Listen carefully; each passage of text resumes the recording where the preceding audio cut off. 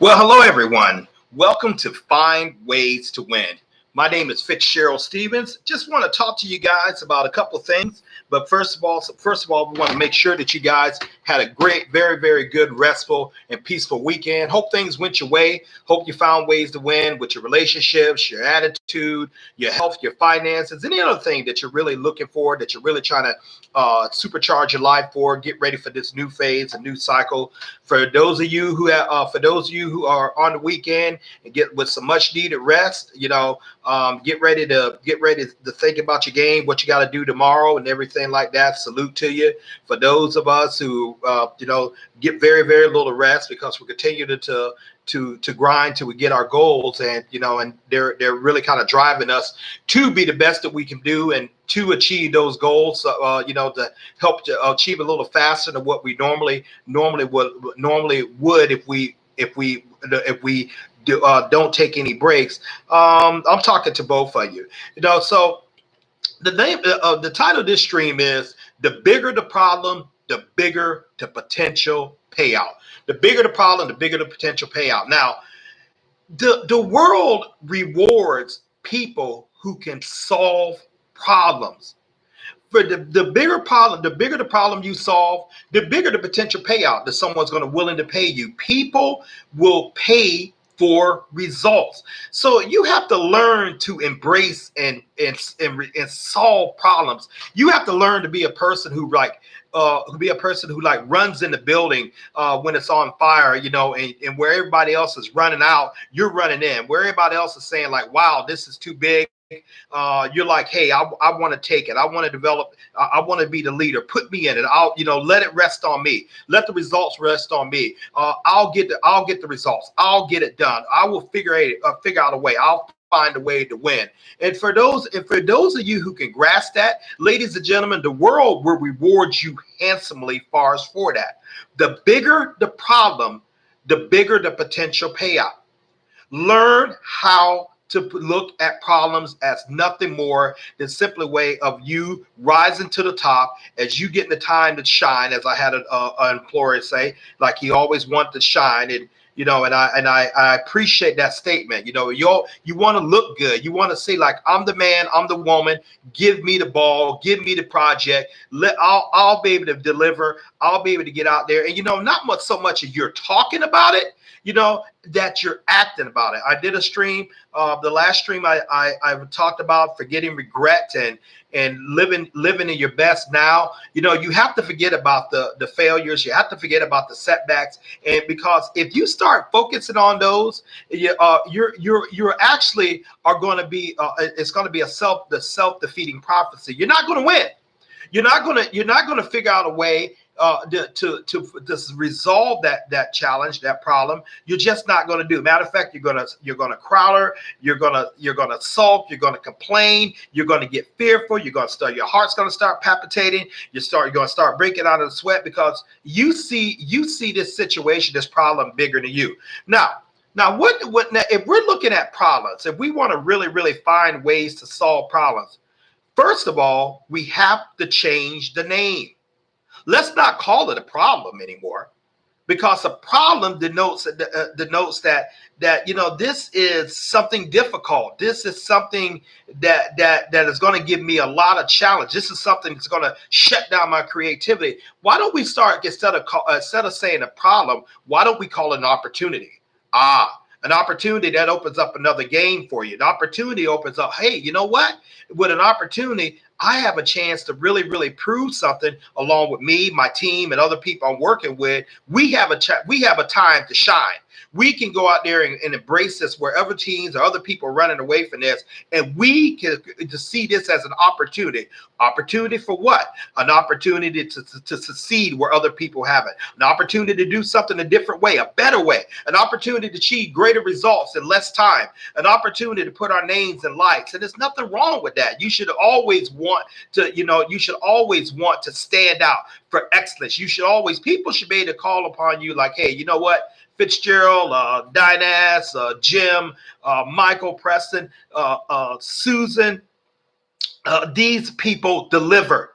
That name, when I hear that name, I think of results. So give them the job.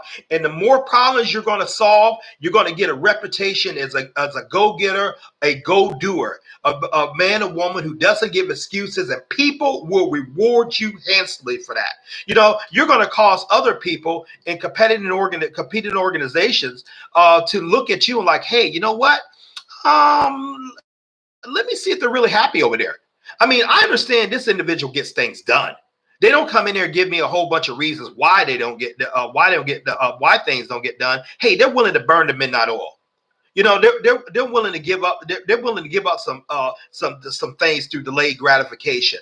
They're willing to push themselves. They're willing to look at things a whole nother different ways. They work until the job is done, and they focus on delivering results on time, delivering results on time. They set a goal. They get the team to fire it up. They have ways of motivating their people in ways that I haven't seen. They have ways of bringing out the best in people, and they work as a collective unit. Or that person works as if he's working for himself, because in essence you do. You know, you don't never work for an employer, or if you are employed by someone, if you even work for even if you are self-employed, you work for yourself first. And to guarantee that you're going to keep being viably employed, you have got to be a man or woman who produces. You have got to be a person who produces, not a person who talks. You have got to be able to deliver. You know, that's what you want. The reputation you want again. He delivers. She delivers. So we're going to call it. We're going to look at these opportunities as a ways for us to shine. Man, we want our names in lights. We want to be recognized. We want to be rewarded for doing a good job. Why shouldn't we? The market pays high value for people who can solve major problems. They pay high value. If you solve small problems, you get paid small.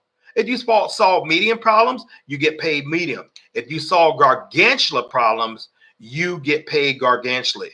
It's just the way it is. The market rewards the doers, not the talkers, not necessarily the dreamers. The dreamers are good to have that vision, but sometimes you got to wake up and start doing. Okay, now how do we look at these opportunities? When we have opportunities, remember, we're not going to call them problems anymore. When we have opportunities, what's the mindset that we have? What's that killer instinct that we have to have? Well, I submit to you a couple things we want to learn. We want to learn and apply the concepts of critical thinking. Critical thinking, critical analysis, breaking the problem down and breaking the problem down, or the opportunity down, into smaller components. And we also want to analyze through a microscope each and every one of those components to see exactly how they serve us. If they don't, we eliminate them. If they do, we focus on them till we find our breakthrough within that. Often the very, very solution that you're looking for is in the opportunity within itself. Now, in addition to critical thinking, which we see a lot of attorneys employ this, architects employ this, surgeons employ this. Thing has to make logical sequential steps in order to derive a conclusion based upon the facts. Take your emotion out of it. The only emotion when you're trying to look for an opportunity and solve an opportunity, the only emotion I want to see out of you is passion to get the results. That's the only thing. I don't want to see or hear complaining. I don't want to see or hear excuses. I don't want to see or hear downgraded body language. I don't want to hear or see you attacking the team, or someone thinking that someone's ideals is not useful as opposed to theirs. We don't have time for that. If we're going to solve this opportunity, we have to look at all components that can derive us to a solution. Because remember, we're going for the payout. We are going for the payout, the recognition, the income that comes to it, the status that comes. That's what we're going. We're going for the reward. Okay. The second thing besides critical thinking is you want to be able to follow your gut. You want to be able to follow your gut. You know what? You can't measure gut in a test tube. There's been many a times I hear that still small voice in me, and it say, try this way, or do this, or don't do that, or do this. And each and every time I have ignored that, it's been to my detriment. Don't ask me to put it in a test tube. I can't. I believe it comes from the divine. I believe it comes from the Lord God, the Creator. I do. But that is just as important as critical thinking. I would even say more so important. How many of those times you heard people say, "Well, I had a hunch. I saw something. I read something. I went and thought about this opportunity. I meditated on it, and boom! All of a sudden, the answer came up." Let's put it in simpler words. How many of you have thought about a song, or thought about a concept, or a show that you saw, or an artist, or an event that you say, and you could, and for some reason your mind wasn't pulling out your files in your head, and you can think it right then, but you still you still have something going on in action. You still have things in motion. Then lo and behold, maybe like 3 o'clock in the morning, maybe like a day or two, or maybe like a 3 or 4 days, all of a sudden the answer comes to you. That's gut thinking. That's divine inspiration that somehow can actually even supersede critical thinking. Now, am I saying throw critical thinking out? No. No, we need to be logical. We need to be in order. We need to, if we're gonna solve opportunity, if we're gonna find a way to win, there is no room for emotions. There is no room for panic. There is no room for we've always done it this way. There is no room like your ideal is silly. Your ideal wouldn't work. Your ideal wouldn't produce a result. You failed before. There is no room for that. You have got to have a clean chalkboard, and you have got to be able to see, like, okay, let me work from a clean state, free of any prejudice, free of any misconceptions or any preconceptions. I need to look at this opportunity through new eyes, because I'm going for the payout. Okay, I'm going for the payout, and I'm looking for that. I want to shine. I want my team to shine. I want to get rewarded. I want to get promoted. I want to get financially free. I want to be able to have choices in my life that other people can't have. Why? Because I'm the one that knows that I can get the job done. Me and my team, we solve problems. We produce. We get results. A man or woman that has that attitude, and a man and woman who is able to deliver on ideas like that, can literally write his or her paycheck. Literally. And just take a blank paycheck and fill in however many zeros you want. That is the potential of what you could possibly have.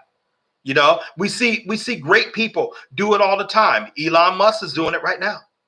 Jeff Bezos is doing it. Larry Ellison or Oracle, Robert Johnson. All these great men and women are doing incredible things. Oprah Winfrey, Mr. Santos over in Angola, they all doing incredible things, because they dare to see an opportunity. They didn't call it a problem. To winners, there's no such things as problems. There is only opportunity. Opportunity. The word crisis, the Chinese interpretation, means opportunity. So stop calling it a problem, because when you say problem and you roll that through your mind, what happens? You kind of like tighten up. You kind of like shut down. It kind of gives you a puzzle. But when you say the word opportunity, what happens to your mind? It starts opening up. It starts looking at the possibility. It starts looking at different ways of thinking, different ways of resolving. That's where you want to go. Okay. Now, what are other important steps we can add to this? Well, we can start from the solution. Well, what do you mean, Fitzgerald? We can see the opportunity that's already achieved and work backwards to build a bridge from the opportunity to the solution. Hear me again. Most people will take a somewhat a spatial approach. They'll sit around there and draw out the problems, this and lack of capital, or lack of marketing, or or lack of key personnel, or lack of infrastructure, lack of distribution, or a lack of education, all that. No, no, no, no, no, no. You can't do that. This is where the dreamers come in. This is where the visionaries, as I like them to come in. They already see the solution, fulfilled. They see the problem solved. They see themselves going across the stage, and they see themselves getting the recognition. They see them and their team getting the bonuses and the rewards. They already see it. Now they work from that premise backwards. They just try to build a bridge from the solution to the opportunity, not build a bridge from the problem to from the problem to the resolution. You can't do that. You have to see the problem already solved up here and in here, and all you talk is the solution. You don't talk the problem. You don't talk negative. You don't talk anything that's gonna shut down your creative process. What do I mean by shut down your creative process? Oh man, we'll never do this. Oh man, that's too hard. Oh man, a better team than us tried to solve this and they couldn't. So what they got to do with you? As if that team, that individual had all the knowledge on that? No. What does that have to do with you? Someone else failing and who you deem is more worthy of you or more grandiose of you, which is, first of all, that's one of your first problems right there. If you think any man or woman is better than you, you're already lost. But you have to see it like that. Hey, whatever they decide to do, whatever they couldn't do, I'm them. My team is different. We already in our minds see this. We already see the solution. Now let's build a bridge to it. Okay, when I was a freshman in college, my first year of college, I was at Alabama State in Montgomery, Alabama. Wind up graduating from the University of Alabama, Tuscaloosa. But and when I went to orientation and as a 19-year-old kid, they sat us down in orientation. To this day, I will not forget this. I was 18 years old. I'm 56 right now, and it still rings in my mind. They sat us down in the auditorium, and they said. And the speaker said, look to your left, look to your right, look behind you, and look in front of you. Three out of you will not graduate college. And in my mind, as an 18-year-old kid from a town of 100 people in Southeast Alabama, Dawson, Alabama, I said, well, I'm going to graduate. I don't care what them cats said, I don't care what those cats are going to do. He ain't talking to me. And guess what? I have my degree. Because I decided that, I wasn't going to fail. I had already saw myself holding the degree. That's the difference. You've already have to see yourself walking in the solution. You already have to see the solution as being attained. Now you got to build the bridge necessary to get there. Work backwards. You work from the solution back to the challenge. Build a bridge to the solution. Okay, what other things can we do? Let's incorporate the experience of other people. It's nothing wrong to ask for good counsel. It's nothing wrong to call someone, hey, have you encountered something like this before? What did you do? This is what I've come up with so far. Is there anything that you can add to this? Anything you can subtract to it? And in the business world, we call it counsel. We could call it mentorship. We could call it dependent upon experience. Dependent on people who have done this. In some communities, they call it elder, but all it is wisdom. That's really all it could just sum down into that one word, wisdom. Incorporating the efforts of others, and getting their understanding, getting their outlook on someone who sees and someone who saw this situation, not necessarily the exact situation that you're facing now, but someone who have dealt with similar situations. Learn from him or her. Take time to talk with them. Take time to entreat them. Go ahead and get them a cup of coffee. Send them a cash app, stuff like that. Show that you value their time. Look at it and add that wisdom that they have to the work that you're already doing, and seeing how you can actually come up with something that maybe you have overlooked before. Ladies and gentlemen, when you're facing opportunities, when you're trying to get results, pride ain't got no business in your vocabulary. Prejudice don't have any business in your vocabulary. Age doesn't have any business in your vocabulary. You want the result. You are looking for the solution. You don't give a good care who has it. You are looking for the solution. Why? I want to shine. I want my team to shine. I want to build a reputation, and you want to build a reputation as that man or woman gets the job done. They produce. They are a producer. Give it to them. They produce. Once you get that reputation, as I said again, you can write your own paycheck. The world will seek you out. The world will seek you out, and they will handsomely pay you for it. They'll pay you for that. You would be known as an expert in your field. You would be known as the man or woman to go to, and who to gravitate, who people will call. Who people will and reward you handsomely for your time. Remember, we can't call problems anymore. Problems shut down the thinking. They really do. Problem is like trying to push a wheelbarrow cinder blocks uphill. But when you say opportunity, it opens up the creative side of you. If this is an opportunity, okay, an opportunity, I'd see something like, man, I can win this. If you go to the next step and you see yourself already walking in the solution, you meditate already having a victory, already going across state, already getting the bonus. You and your team already getting the trips and being flown and being wine and dine at nice hotels, or you're being able to do something that extra recognition has resolved because you have got results. It's going to free you up.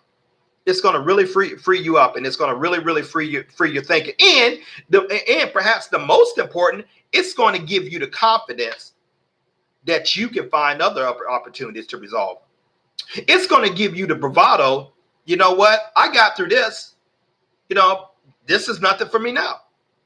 I mean, I'm gonna win, and I'm gonna work hard, but I expect to win. I'm gonna find a way to win.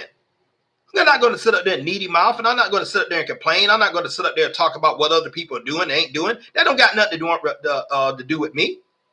I don't care. And you can apply this to anything. If you want to build a great network marketing company, if you want to build a great business, which is if you want to build great relationships, if you want to be able to resolve conflict, you have got to see the solution already in hand. And you have got to you must be able to take the emotion out of it. You must devoid yourself of emotion if you want to get results. Really, if you're working with me, or if I'm working with me, the only emotion I want when I'm going after something, I'm going after gold. The only emotion I want is passion. And people should be able to hear that in your voice. It should be coming out of you like electricity. Passion. You know what, this man, I'm excited. I'm going to jump in this deep water, and I'm going to come out with this fish. I've already won. Back in the day, I was a huge NBA basketball player. This was and my favorite player was Larry Joseph Bird. And Larry was known as a stone cold killer. The cat, he was lethal. I mean, as far as with his skill levels and his work ethic combined. And there was a time that he was going up for a 3-point contest. He had just won the previous one the year before. And there's a story about him coming into the locker room, and he's giving all the guys the stare down. And they're like, man, what's going on with this cat? Why is he looking at us? And Larry finally spoke. He just said, I'm just looking at you guys to see which one of you going to come in second. Check that out. Which one are you going to come in second? Well, he won that 3-point contest without even taking off his warm up. Okay, he won it on the final shot. And one thing that particularly sticks out of my mind, you can find this on YouTube.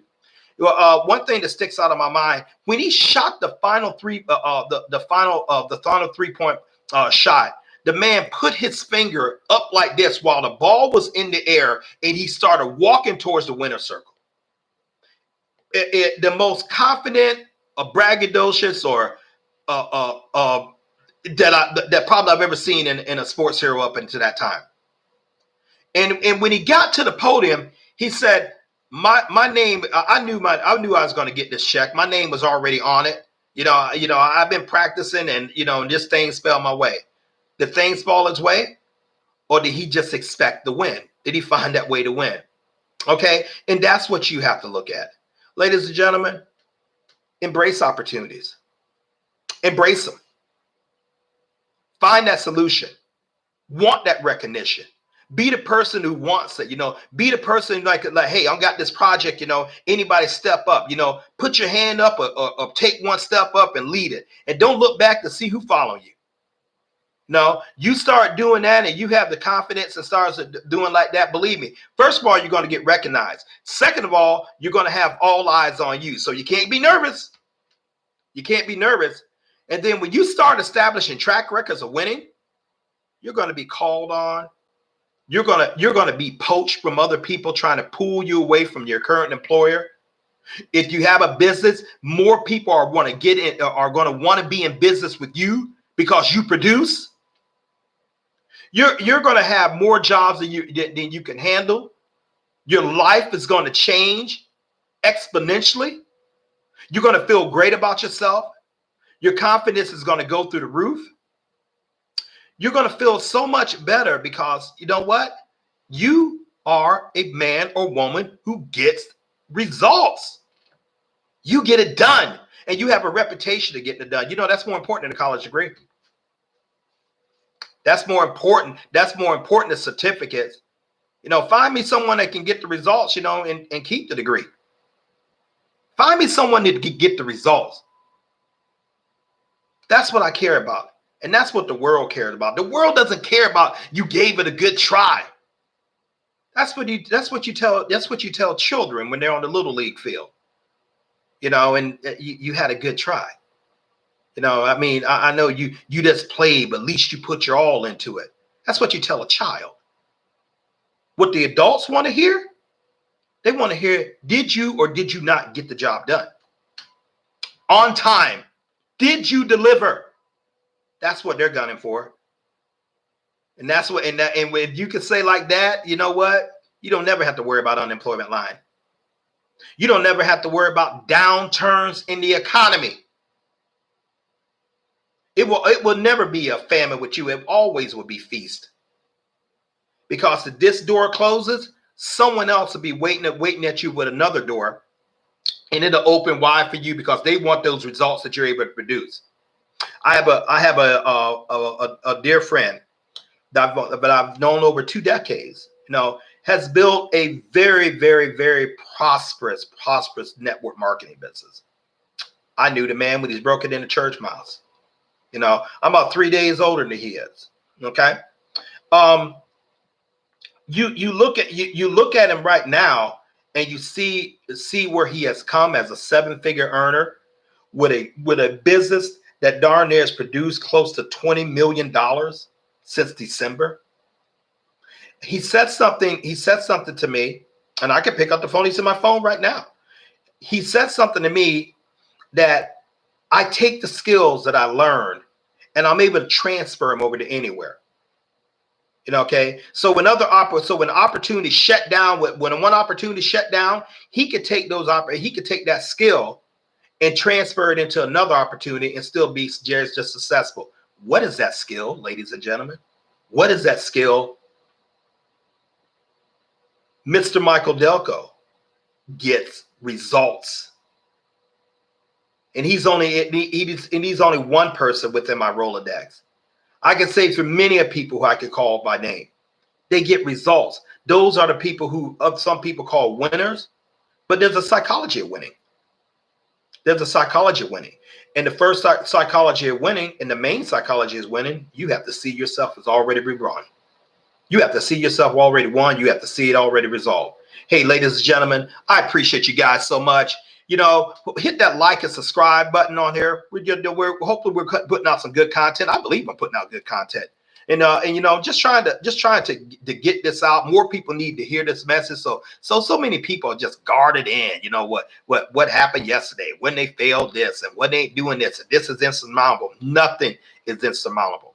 Nothing is insurmountable when mind and heart and work is put in to achieve the results. Nothing is insurmountable.